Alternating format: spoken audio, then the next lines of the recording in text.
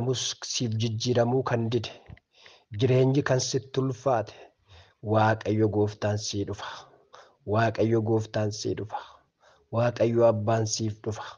Sumas isaa amma miixachaa jiru kanaaf suma ishee miixachaa jirtu kanaaf Waaqayyo hin dhufa. Waaqayyo hin dhufa. Yoo dukkanaa iyyuu in ifa. Yoo dhiphataa jirtu iyyuu Waaqayyo gooftaan dhiphina kee geeddara. Saatii kanarraa kaasii Waaqayyotti of kenni. Kadhata kana nafaana kadhadhu. Waaqni jiraataa seenaa kee haaressa. Waaqni jiraataa seenaa kee geeddara. Waaqni jiraataa dukkana kee ibsa. Waaqni jiraataa hidhaa kee kutee sirraa buusa. Waaqni jiraataa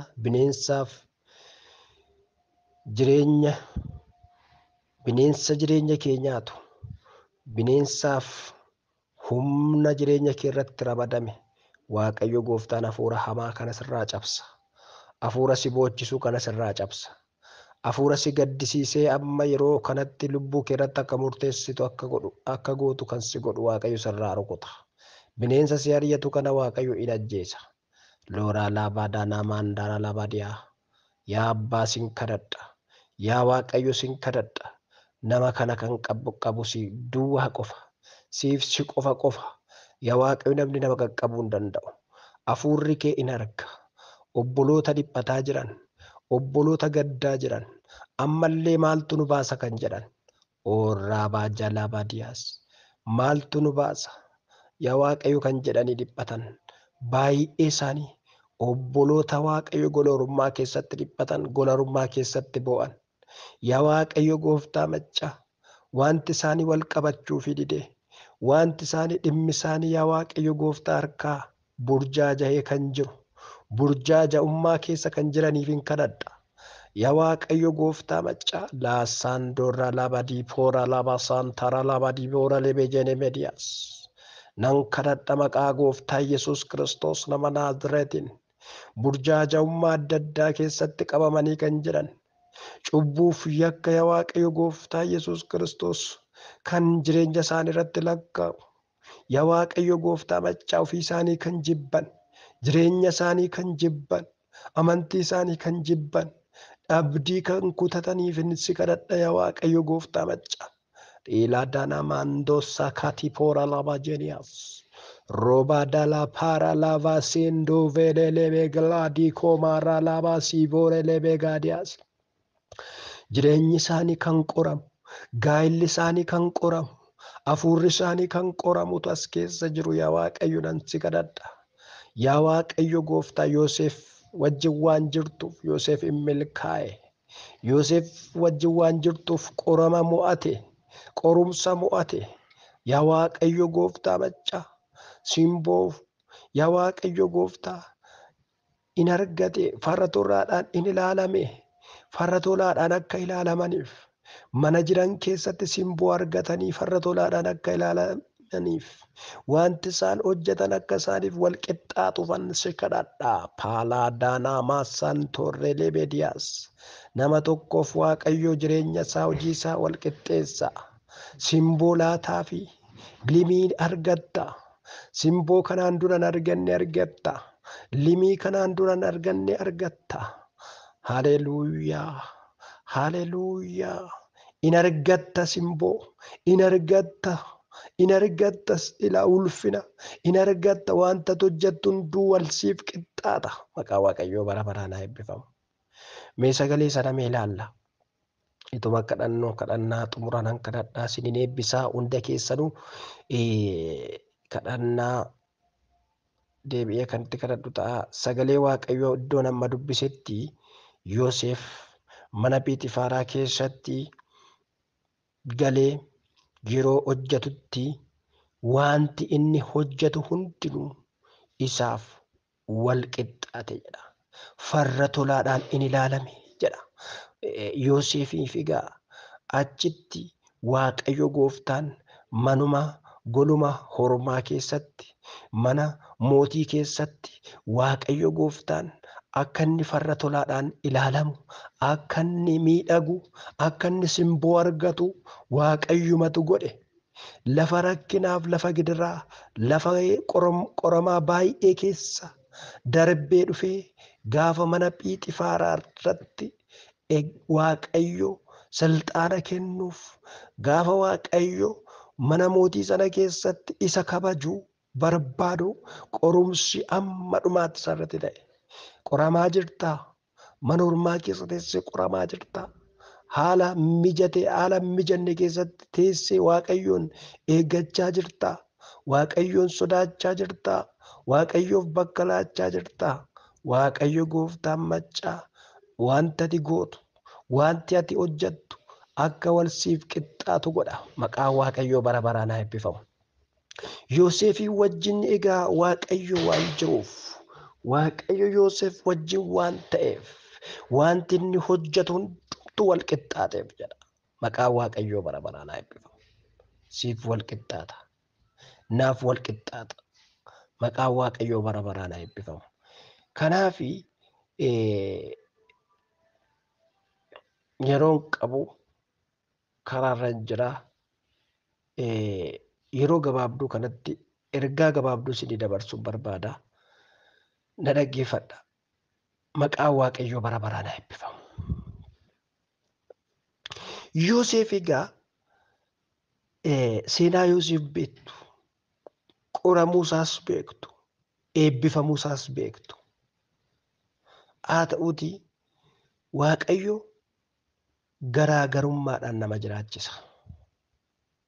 Atumtuumee Waaqayyo garaagarummaadhaan na jiraachisaa jedhame. Bara jiraattu keessatti Waaqayyo bara 2016 kana keessatti Waaqayyo garaagarummaadhaan akka jiraattu godha. Namoota baay'eedhaaf Waaqayyo gooftaan garaagarummaa godha. Waaqayyo Yoosefiif mana Phiixifaaraa keessatti egaa garaagarummaadhaan akka inni deemee ulfina argatu biyyaaf ta'u Waaqayyo godhe. Sittan himaa qabadhu. Ergaa kana fudhadhu. Waaqayyo garaagarummaadhaan bara 2016 si deemsisa. Waaqayyo garaagarummaadhaan bara 2016 keessa si jiraachisa. In amanta yoo ta'e rakkina garaagaraa kaleessa lakkaa turte. Qorama garaagaraa kaleessa lakkaa turte. In amanta yoo ta'e Waaqayyo gooftaan maccaa haalli kee geeddarameedha siin jedha. Karaan kee geeddarameedha siin jedha. Akka kaleessaan jiraattu siin jedha. Akka kaleessaatti hin hojjettu siin jedha. Waaqayyo hojii kee, Waaqayyo seenaa kee, Waaqayyo karaa kee, Waaqayyo bara kee, Waaqayyo gooftaan maccaa akka si gaggeessuuf Waaqayyoon sodaadhu, Waaqayyoon amanadhu, Waaqayyoof amanami. Egaa garaagarummaan akkamitti ta'a yoo jenne, garaagarummaan akkamitti ta'a? Waaqayyo akkamitti garaagarummaan nama jiraachisa? Kana dubbadheen xumura. Waaqayyo akkamitti garaagarummaan nama jiraachisa? Waaqayyo garaagarummaan kan nama jiraachisu tokko Waaqayyo waan si wajjin jiruuf. Waaqayyo waan si wajjin jiruuf garaagarummaan jiraatte darbita lafa kanarra. Waaqayyo lafa jiraattutti, bakka jiraattutti, mana jiraattutti, gola jiraattutti, lafa hojjettutti, lafa hundumaattu Waaqayyo garaagarummaadhaan si jiraachisa. Garaagarummaa hin godha. Yoo ati maal goote? Yoo ati Waaqayyoon sodaatte. Yoo ati maal goote? Yoo ati Waaqayyoof amanatte. Yoo ati maal goote? Yoo mul'ata qabaatte Waaqayyo nama mul'ataa hin gaggeessa. Waaqayyo yoo ati cubbuu baqatte, yoo ati cubbuu didde, Waaqayyo bara kam keessattiyyuu haala kam keessattiyyuu garaagarummaan si jiraachisa. Maqaan Waaqayyoo bara baraan haa eebbifamu. Kanaaf garaagarummaan akkamitti ta'a yoo jenne Waaqayyoomti duwwaan waan Yoosef wajjin ta'eefi jedha. Waaqayyo Yoosef wajjin waan jiruuf wanti inni hojjetu hundi wal qixxaateef jedha. Farra tolaadhaan ilaalame, inni simboo argate, inni barcuma argate. Waaqayyo barcuma isaa dabale, Waaqayyo simboo isaa dabale. Maqaan Waaqayyoo bara baraan haa eebbifamu. Gaafa simboon kee dabalu, gaafa ulfinni kee dabalu, gaafa farra tolaadhaan ilaalamtu, seexannis siin tolu, namnis siin tolu. Haa ta'uti malee ati gaafa didattu, gaafa cubbuu didattu, gaafa Waaqayyoon sodaattu, gaafa Waaqayyoon mul'ata sitti kenne sana laaltu, ati nama mul'ataati. Waaqayyo mul'ataan si gaggeessa. Maqaan Waaqayyoo bara baraan haa eebbifamu. Kanaaf garaagarummaatu ta'e. Garaagarummaan jiraate Yoosef. Gaafa boollatti hidhamus garaagarummaan ta'e. Gaafa mana hidhaatti galus garaagarummaa ta'e. Gaafa mana mootii keessa seenee mana mootii keessatti hojjetus garaagarummaan jiraate Yoosef. Haaleluyyaa. Garaagarummaa godha Waaqayyo bara kana waa'ee keetiif. Waaqayyo garaagarummaa godha waa'ee kootiif. Amani Waaqayyotti amanadhu, Waaqayyo si wajjin jira. Kanaaf Yoosef wajjin waan Waaqayyo ta'ee fi garaagarummaan ta'e. Inni kan biraa akkamitti Waaqayyo garaagarummaa godha yoo jenne mul'ata qabnu of harkatti ilaaluudha. Mul'ata qabda. Waaqayyo mul'ata sitti kenneera, mul'ata sana ilaali. Waaqayyo mul'ata sitti kenne sanaan si gaggeessuu barbaada. Waaqayyo mul'ata sitti kenne sanaan hojjechuu barbaada. Iddoo barbaadde jiraadhu. Bakkuma barbaadde jiraadhu. Goluma barbaadde keessa jiraadhu. Ati nama mul'ataa taanaan, mul'ata kee sana ilaalta taanaan, mul'ata Waaqayyo sitti kenne sana ilaalta taanaan, sagalee Waaqayyo sanaan gaggeeffamta taanaan, Waaqayyo gooftaan milkaa'ina sii fida. Garaagarummaan si jiraachisa. Inni sadaffaa wanta hojjettu wal siif qixxaata. Waaqayyo waan hojjettu hundumaa kanaan deemta yoo ta'e, sagalee kanaan deemta yoo ta'e, mul'ata kanaan deemta yoo ta'e, Waaqayyoon sodaachaa deemta yoo ta'e, Waaqayyo jireenya kee wal siif qixxeessa. Waaqayyo jireenya kee wal siif qixxeessa. Inni kan biraa namoota fuulduratti farra tolaadhaan ilaalamta. Maalan jedhe? Namoota fuulduratti farra tolaadhaan ilaalamta. Yoosef farra tolaadhaan ilaalamee jedha. Waaqayyo waan isa wajjin jiruuf, Waaqayyo waan isa geggeessuuf, Yoosef nama mul'ataa waan ta'eef farra tolaadhaan ilaalamee jedha. Farra tolaadhaan ilaalamta. Maqaan Waaqayyoo bara baraan eebbifama. Inni kan biraa sababii keetiin namni eebbifama. Sababii keetiin biyyi eebbifama. Sababii keetiin lafti eebbifama. Sababii keetiin qabeenyi nama mana keessaallee mana keessa jirtu sanaallee eebbifama. Sababii keetiin Waaqayyo nama eebbisa. Mee sababa kootiin Waaqayyo nama eebbisa. Sababa godhatee Waaqayyo manuma galtu sana eebbisa. Lafum jirtu sana eebbisa. Biyyum jirtu sana eebbisa. Sababii keetiin biyyi oola. Sababii keetiin Waaqayyo gooftaan macha eebba gara lafa sanaa fida. Maqaan Waaqayyoo bara baraan eebbifamu.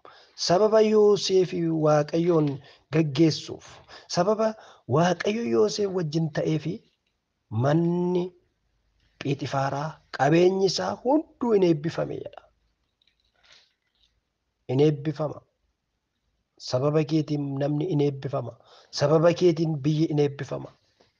Sababumati nama Waaqayyoo taateef, sababumati nama mul'ataa taateef, sababumati wanta gaariif wanta qajeelaa hojjettuuf biyyichi eebbifama.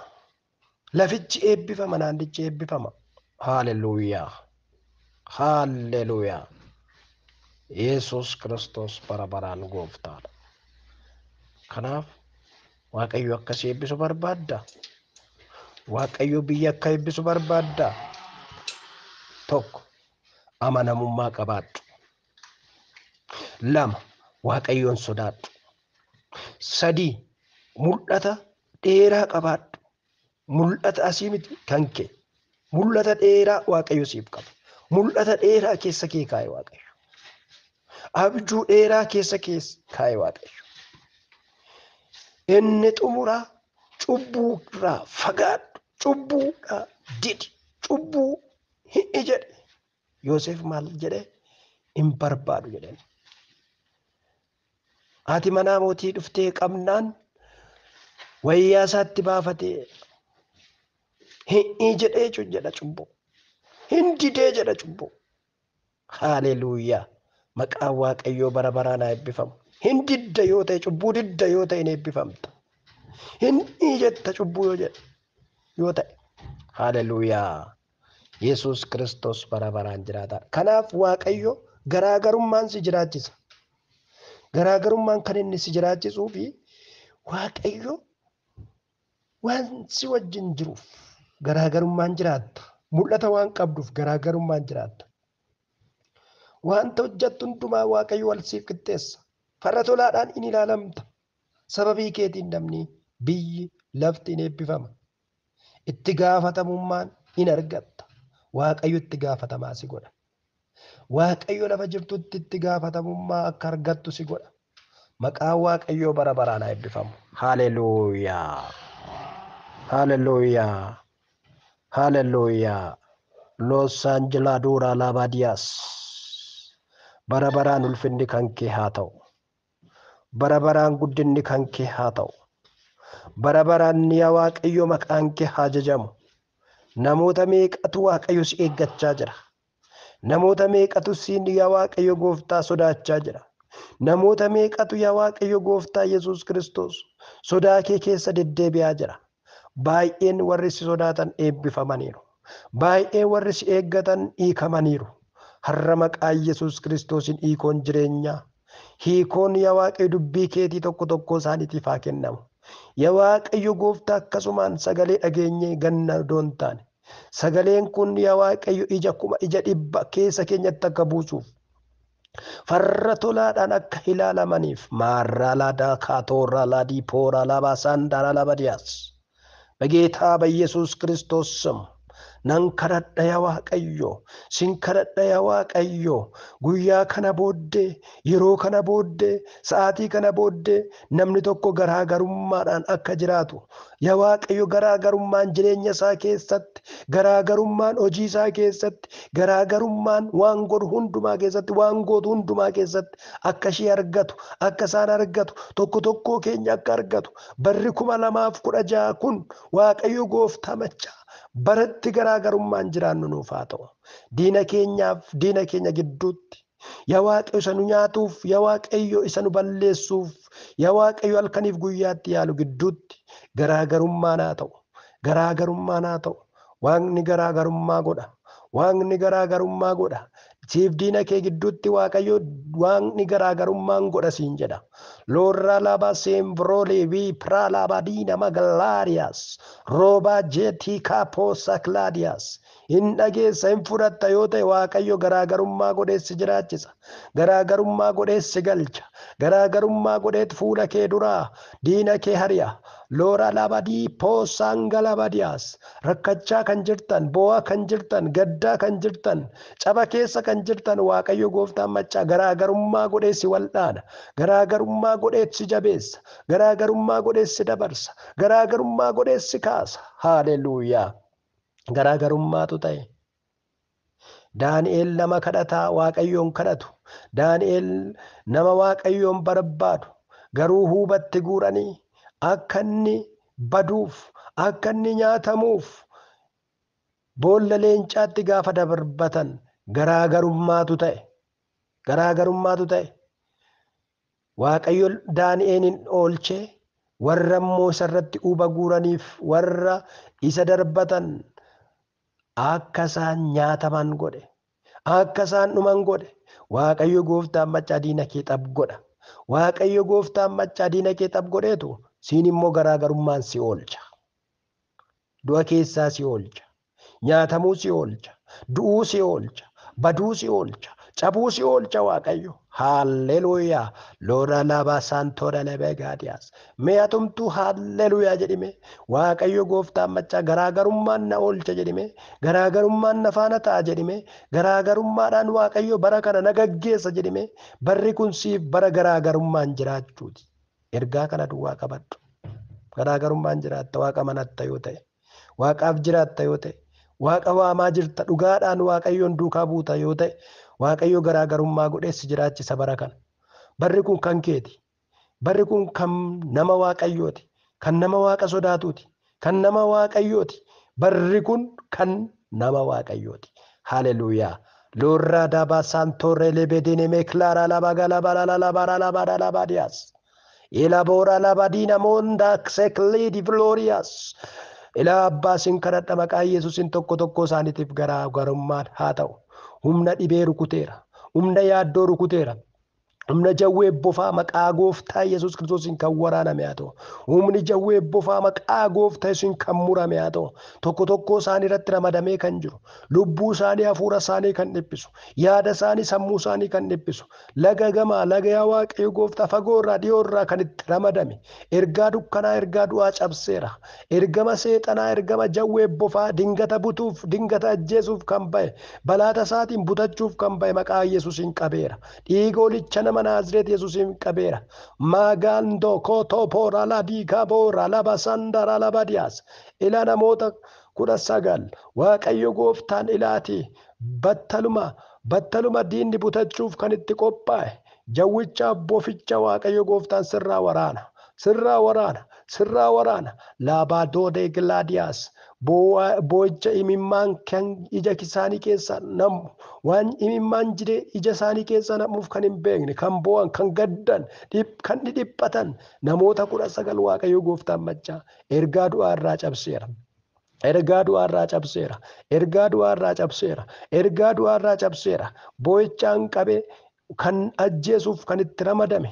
Ilaa kan butuuf balaata isaatiin illee butuuf kan itti ramadame.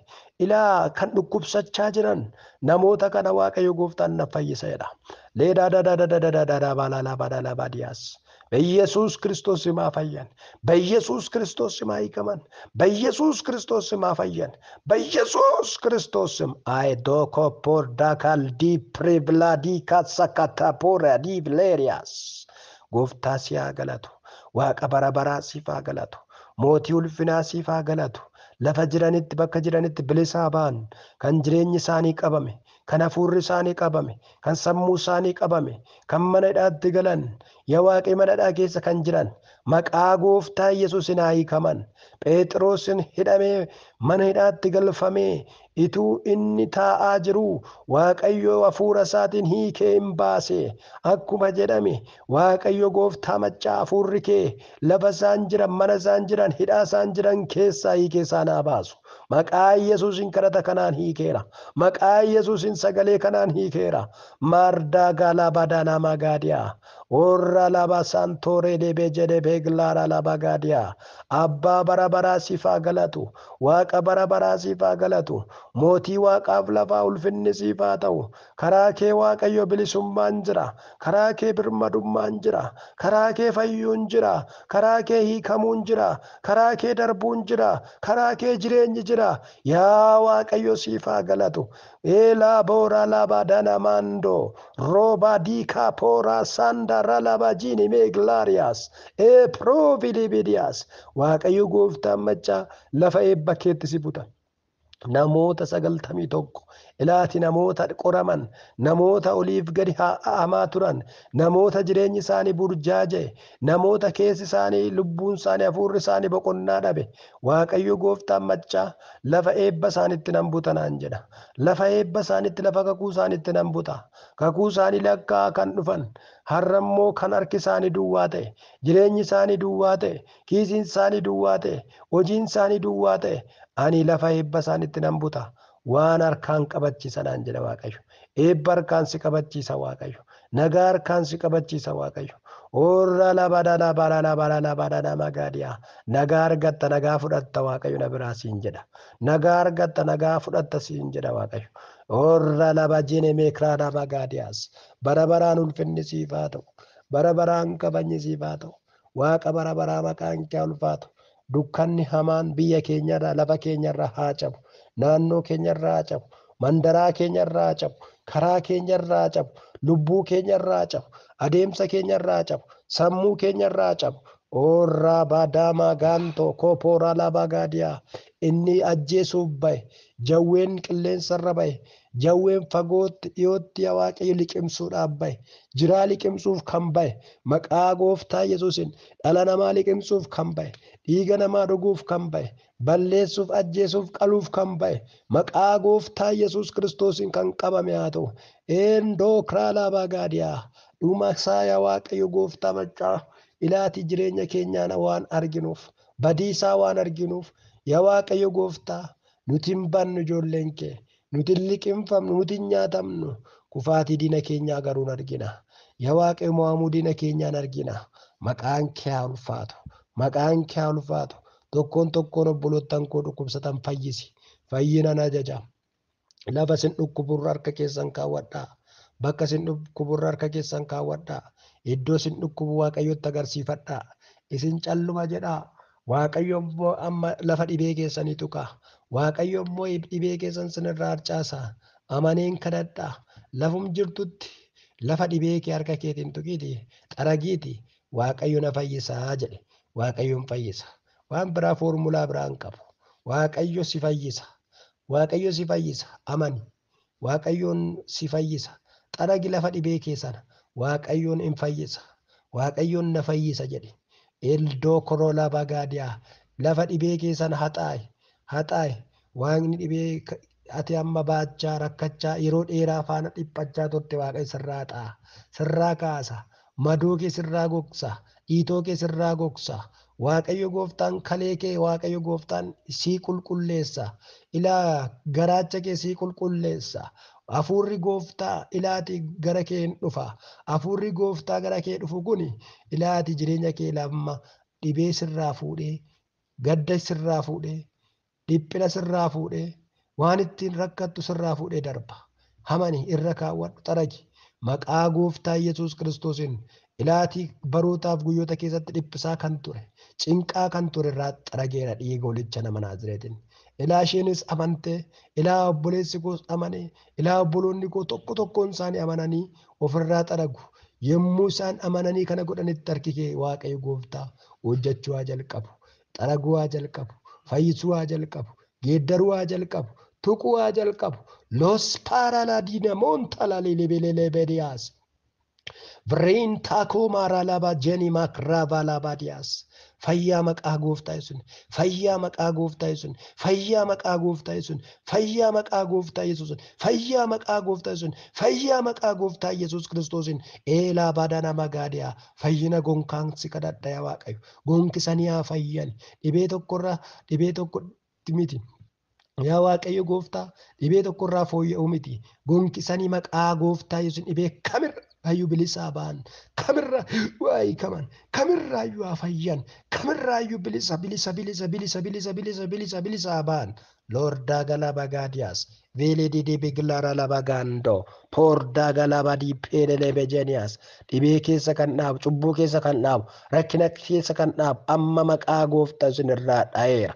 Irraa dhaheera. Irraa dhaheera. Irraa dhaheera. Irraa dhaheera. Irraa dhaheera. Roolaa baasaan torro loobodii veelaa baadiyaa. Irraa dhaheera. Irraa dhaheera. Sammuu ishii irraa dhaheera. Kan sammuu yaabe, kan qaama yaabe, kan kalee yaabe, kan garaacha yaabe, jireenya ishii irra kan jiru, hafuura ishii irra kan jiru, garaacha ishii irra kan jiru, garaacha ishii irra kan jiru, mar'imaan ishii irra kan jiru, ilaa harma ishii irra kan jiru, kaansarii dhaheera, kaansarii dhaheera, kaansarii dhaheera, dhibee cuggaarra dhaheera, dhibee bo'oo dhaheera, maqaa gooftaa Yesuun dhibee kamiyyuu dhaheera, dhaheera maqaa gooftaa sirraa, dhaheera maqaa gooftaa Yesuun, qaxqatamaa maqaa Yesuun, nyaatamaa maqaa Yesuun, rukutamaa maqaa Yesuun, xaragamaa maqaa Yesuun, dhibeen kamiyyuu maqaa Yesuun aborratti hin qabdu, habaareera maqaa gooftaa Yesuun kaaseerarraa, eetamos pishaatuura laadii kapoosiyaa eeglaa jene maandoola labadiyaas. Haalleluuyaa. Waaqni jiraata namoota baay'ee fayyiseera. Kadhata kanaan Waaqayyo nama hiikeera. Namni hiikamee jira. Namni fayyee jira. Namni dhugaa ba'u jira. Haalleluuyaa. Gooftaa si haa galatu. Maqaan kee bara baraan haa ulfaatu. Ati Waaqayyoodha. Dhuga ba'umsaaf tokko tokko isaanii godhi. Dhibeen kamiyyuu Waaqayyo gooftaa si olitti miti sii gaditti. Waaqayyo gooftaa maccaa waan irraa dhoofteef, waan irraa rurrukutteef, waan irraa caccabsiteef, waan irraa harcaaste qabda. Maqaa Yesuusin sirraa harca'eera. Dhibeen ati baachaa turte sun sirraa harca'eera. Ituun beekin Waaqayyo gooftaan dhibee kee sirraa harcaaseera. Waaqayyo gooftaan machaa dhibee kee sirraa harcaasee dhuga baatu si godha. Gooftaa ulfaadhu. Bara baraan maqaan kee eebbifamu. Bara baraan maqaan kee galateeffamu. Gooftaan nu gargaarte ulfaadhu. Tole guyyaa jalqabaarraa kaasee amma guyyaa har'aatti naamusa gaariidhaan waldaa kana keessatti Waaqayyoon waaqeffachaa kan turtan, tajaajilaa kan turtan, tajaajilamaa kan jirtan. Amma guyyaa har'aatti obsaan kan dhaggeeffachaa turtan Waaqayyo bara keessan jireenya keessan haa eebbisu. Tajaajiltoonni biyya keessaa akkasumas koreen gaggeessitoonni waldaa garaa garaarraa asirratti affeeramtan hundumti keessanuu gooftaan bara keessan jireenya keessan haa eebbisu. Akkasuma itti fufaa waaqayyoon waaqeffadhaa, akkasuma darbaa jiraadhaan siniin jedhaa. Waaqayyoo bara keessan waan qabdan jireenya keessan, akkaawuntii keessan, hojii keessan waaqayyo siniif haa eebbisu. Eebbifamaa hundumti keessanuu baay'ee